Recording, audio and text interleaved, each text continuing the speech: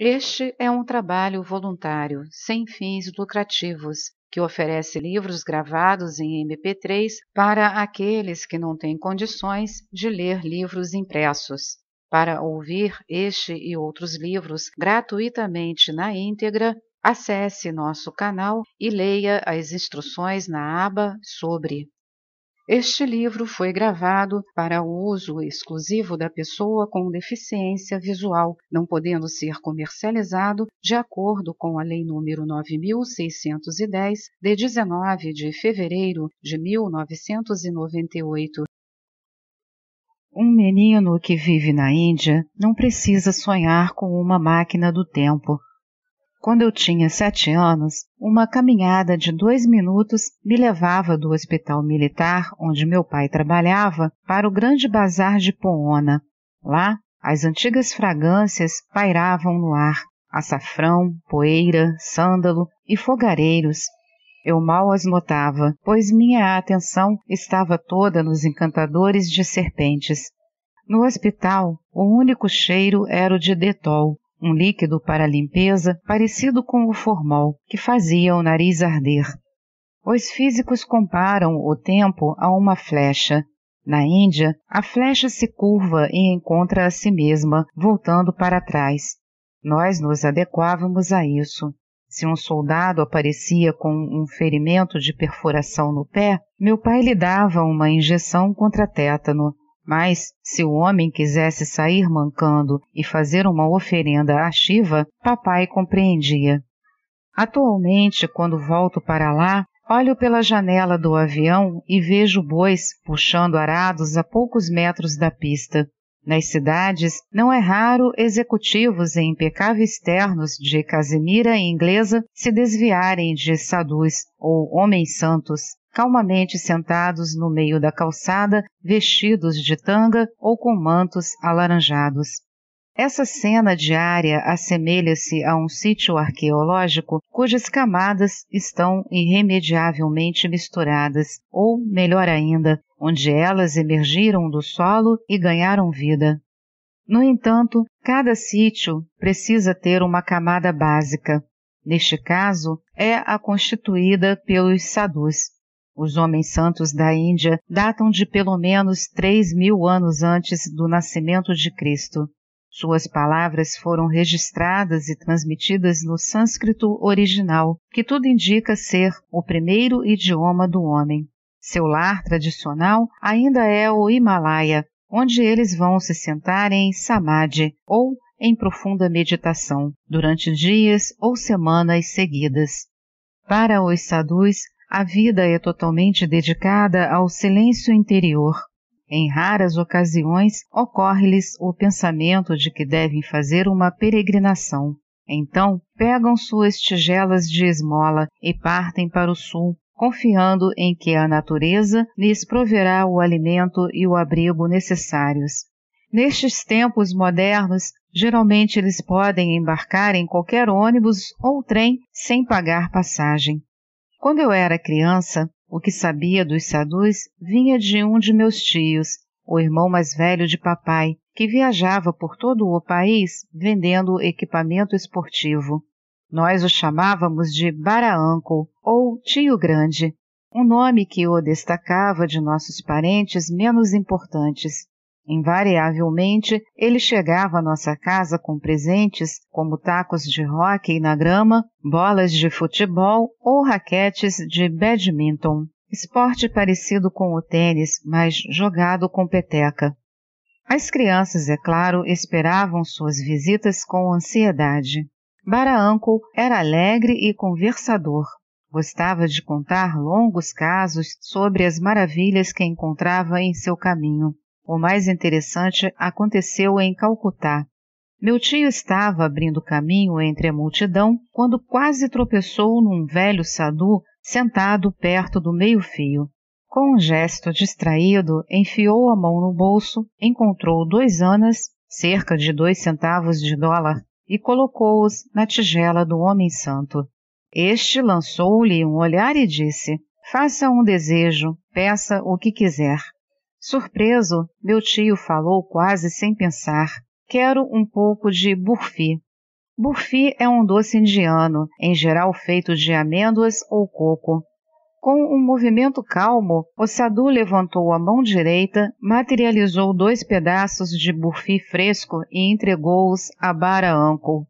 Perplexo, meu tio ficou paralisado por alguns segundos, o bastante para que o homem santo se levantasse e desaparecesse na multidão. Bara Uncle nunca mais o viu. De certa forma, conseguiu uma troca justa, pois com 2 anos poderia ter comprado 2 pedaços de burfi numa banquinha de rua. Entretanto, sempre que contava essa história, balançava a cabeça e lamentava. Ainda penso em tudo o que poderia ter pedido. Quando menino, eu acreditava piamente no relato de Bara Uncle. Mas na Índia contemporânea, as pessoas tendem a olhar para um sadhu e imaginar com ceticismo se ele será mesmo alguém especial. A partir da década de 20, cientistas da Europa e Estados Unidos começaram a visitar a Índia para observar os vários swamis, yogis e sadhus de todos os tipos. Alguns haviam conseguido notáveis graus de controle sobre o corpo. Aparentemente eram capazes de suspender a respiração por vários minutos e baixar os batimentos cardíacos quase a 0. Um procedimento típico era enterrar um desses santos, como são chamados no país, numa caixa colocada a 2 metros de profundidade, uma suposta experiência científica, embora muito grosseira. Depois de alguns dias, quando a caixa era desenterrada, tinha-se ou não um resultado. O desejado era encontrar o santo com vida. Quase todos os estudos fisiológicos dessa época são muito superficiais, e muitos refletem essa estranha combinação de ciência com o espetáculo de parque de diversões. O controle que um sadhu exerce sobre o corpo, no entanto, ainda é físico e não representa o objetivo fundamental de sua existência. Essas pessoas estão decididas a romper a máscara das aparências físicas. Em nossa terminologia dos gráficos, querem deixar o mundo acima da linha para descobrirem o que jaz abaixo dela. De fato, tradicionalmente, a vida indiana tem sido organizada para tornar essa busca possível. Depois de um homem estudar, formar uma família e gozar os prazeres da existência material, espera-se que faça sannyasa, ou seja, que renuncie à vida de chefe de família, pegue a tigela e saia em busca de algo além.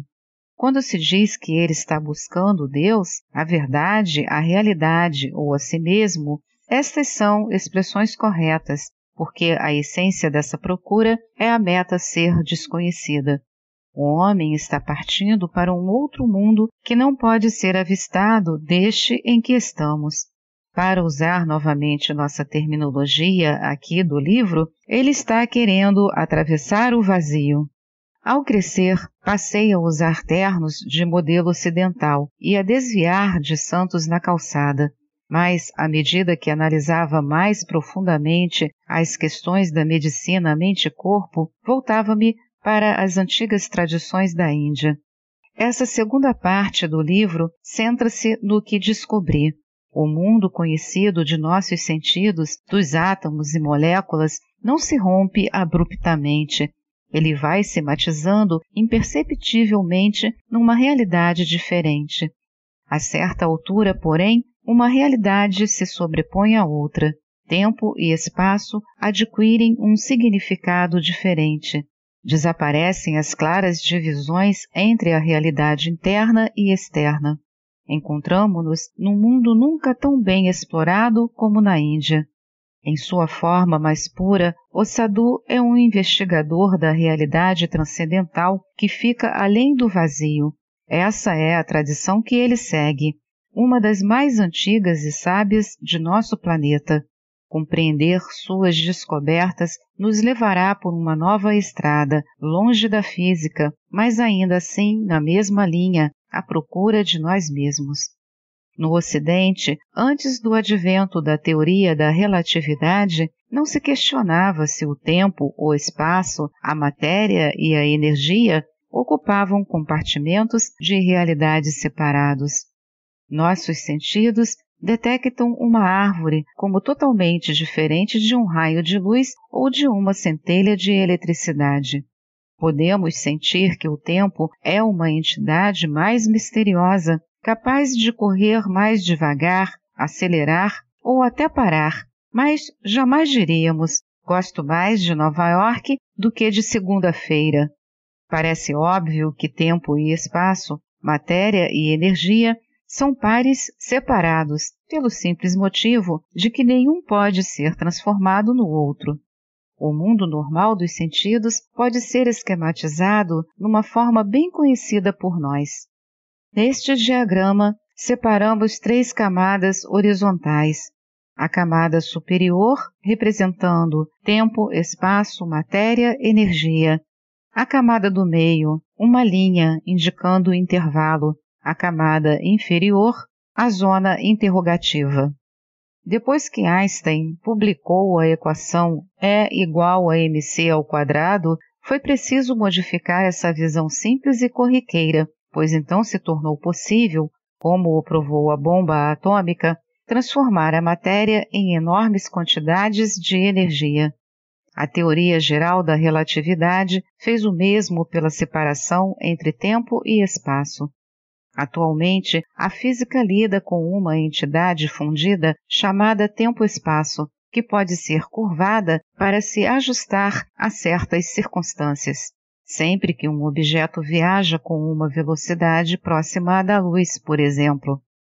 Depois de provar que a natureza era muito menos compartimentada do que a ciência anteriormente pensava, a relatividade abriu outra possibilidade, ainda mais surpreendente. Einstein sugeriu que existe um campo subjacente como pano de fundo para todas as transformações do espaço-tempo e massa-energia. Isso implica um nível de natureza totalmente fundido. Em outras palavras, há uma região de espaço-tempo, matéria-energia. Einstein estava intuitivamente convencido dessa possibilidade, a demolição máxima do mundo dos sentidos, numa época em que ninguém mais tinha visão para pensar nela com seriedade. Começando na década de 20, ele passou os últimos 30 anos de sua vida isolado dos outros físicos de sua geração e, em grande parte, ignorado, procurando computar a matemática de uma teoria do campo unificado. Essa teoria uniria as forças básicas da criação e assim explicaria o universo como um todo. Em vez de 4 compartimentos, haveria um só. Unir, no sentido em que os físicos usam a palavra, significa provar que 2 coisas que parecem totalmente diferentes podem se transformar cada uma na outra, no nível mais profundo da natureza. O fóton e a onda de luz são exemplos clássicos disso. Eles parecem inteiramente diferentes. No entanto, num nível infinitesimal da natureza, chamado escala Planck, que é mais de 1 bilhão de vezes menor do que o menor dos átomos, o fóton e a luz podem ser unidos. Ninguém ainda conseguiu resolver a matemática de um campo unificado. Isso seria equivalente a resolver toda a zona oculta que rotulamos como zona interrogativa. No entanto, uma nova teoria, que recebeu o nome de superfilamento, pode ter, enfim, resolvido o problema, 30 anos após a morte de Einstein.